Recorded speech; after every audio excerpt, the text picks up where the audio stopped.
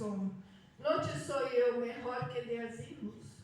E levantou Ana depois que houve comido e bebido em Siló. E mientras o sacerdote Eli estava sentado em uma silla junto ao pilar do templo de Jeová, ela com amargura de alma orou a Jeová.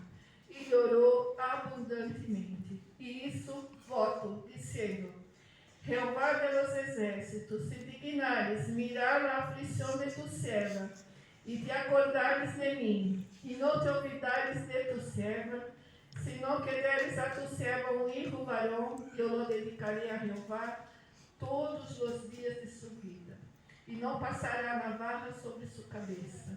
Mientras ela orava largamente delante de Jeová, Eli estava observando a boca de ela. Pero Ana hablaba em seu coração, e solamente se moviam seus lábios, e sua voz não se oía. E Eli la tuvo por ébria. Então lhe dijo Eli: Hasta quando estarás ébria?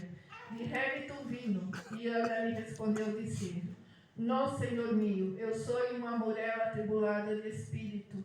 Não he bebido vinho nem cidra, senão que derramado mi alma delante de Jeová. Não tenhas a tu serva por uma mulher ímpia, porque por la magnitude de mis congojas e de minha aflição he hablado hasta ahora. Ele respondeu e disse: Vem em paz, e é Deus de Israel lhe otorgue a petição que lhe has hecho. Hasta aqui.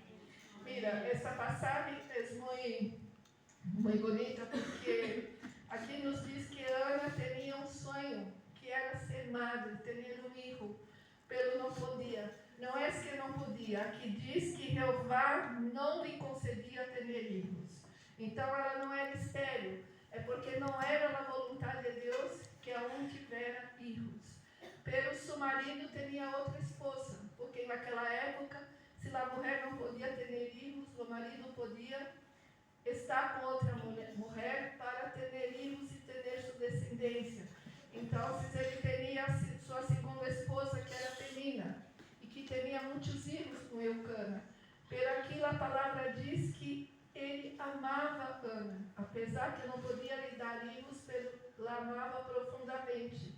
E todos os anos passava o mesmo. Quando ia ao templo a fazer sacrifícios, Ana era humilhada por Penina. Penina lhe humilhava porque não podia ter filhos. E todo ano passava o mesmo. Ela não comia, chorava e se quedava muito triste por isso. Pero um dia, Ana tomou uma decisão, subiu ao templo e orou de uma maneira diferente, de uma maneira fervorosa. Ali ela abriu seu coração delante de Deus, mais que pelos outros anos, e falou profundamente com Jeová, pedindo um filho. E isso é um voto, que se Jeová lhe der um filho, ela o oferecia a Deus em seu templo, para aprender a tua palavra. Então, aí chegamos no momento certo, no momento que Deus esperava isso de Ana, uma atitude como essa. Então, por que não podia ter filhos? Porque não era tempo, porque não estava preparada para ter um filho e entregá-lo a Deus, porque isso não é fácil. Nós outros que somos madres sabemos. Quando o filho estava um pouco mais grande, levou ao templo. Bom, antes, saiu do templo com o coração mais aliviado, voltou à sua casa e ali, depois de alguns dias, estava embaraçada. Então, ali cuidou de seu filho por um tempo, até que estava um pouquinho maior, e o levou ao templo. E ia ver seu filho uma vez ao ano, fazia uma túnica e levava para ele. E ali Samuel foi crescendo. O que quero dizer com essa palavra? Eu quero dizer primeiro que há um tempo para todas as coisas em nossa vida. Podemos orar, Deus vai nos escutar, Ele vai nos atender no momento adequado, no momento que seja o melhor para nós outros. Se Ana se embaraçasse antes, nunca daria seu filho ao templo, a Deus, para viver ali. Não. Então, no momento certo, ela se embaraçou de Samuel e o entregou ao templo. Por que tardou um pouco sua bendição? Porque a bendição de Ana não era como de Penina. Alguém sabe o nome dos filhos de Penina? Nadie sabe, porque a Bíblia não o diz. Pero o de Ana era especial.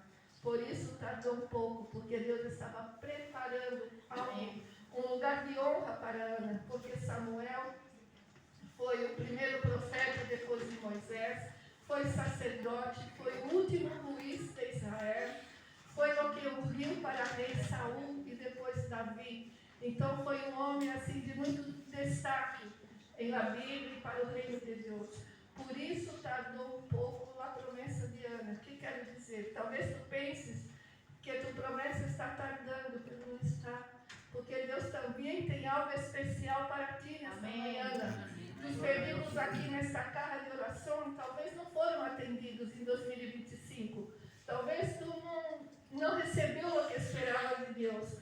Pero continua crendo, continua clamando, porque Deus tem algo especial para ti.